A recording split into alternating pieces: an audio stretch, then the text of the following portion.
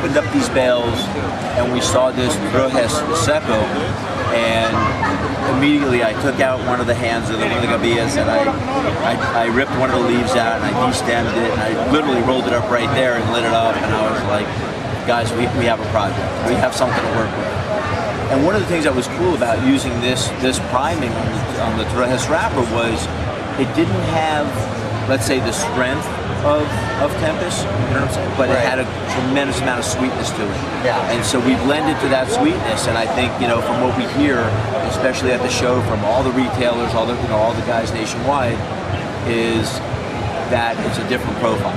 It's sweeter than Tempest. Different than Tempest. Definitely, yeah. It's a different cigar, but they loved it. They really embraced it. And what's cool is that it's still very complex and very well balanced. And you know, again, everyone seemed to have loved it at the show, so we're excited about it. And actually, the launch on SCR on the come out was stronger than Tempest. Probably on the back of Tempest a little bit, but Tempest has sort of become your model. Yes. It's a high rating. Yes. And it's like the act you have to follow in a sense. Yeah, and sometimes it's hard to come up. You know, we don't want to be a one-hit wonder. We want to be able to stay in the game and make sure that we're just putting the best products that we can on the market, and now creating the highest level of satisfaction for the consumer. In addition, we had the family blend. The family blend was really a tribute to our fathers. And if you look at the box in the presentation, it has my father's signature, George Sosa's father, Ralph Montero's father. And you know, if you think creating a cigar for the consumers that we all, you know, want to have in our corner, try blending a cigar for three guys in their late 70s, early 80s. That's a daunting task. But they wanted something that they could smoke any time of the day, that was very Cuban-esque in its style. It's got the Cuban pigtail to it.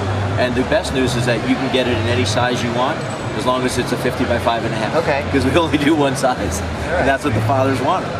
So we did that, and you know, the truth is it's really about honoring our fathers and the love that we have for our family, and it was something that we wanted to do while they could appreciate it. And you know, it's one of those cigars. If you want a cigar in the morning, it's a great cigar. It's got enough flavor for the afternoon or an after dinner. It's just really a cool cigar, and it's doing really nicely. So. Hey, let's talk about what's going on in Honduras. Okay. So we're done with the pleasure, into the politics. Okay. So let's focus a lot of your production. I think most of it comes down from Nicaragua, but you do a lot in Honduras. Correct. Right. Correct. So how does that affect you? Well, you know, it's interesting because I think when the news comes here, they talk about a coup or a government takeover, and truly it was not a coup. They exiled. They exiled Zelaya because he was creating crimes against the Honduran Constitution and trying to rewrite the Constitution, and they ousted him. And ultimately, everything was okay, and then things were not okay when he tried to come back into power.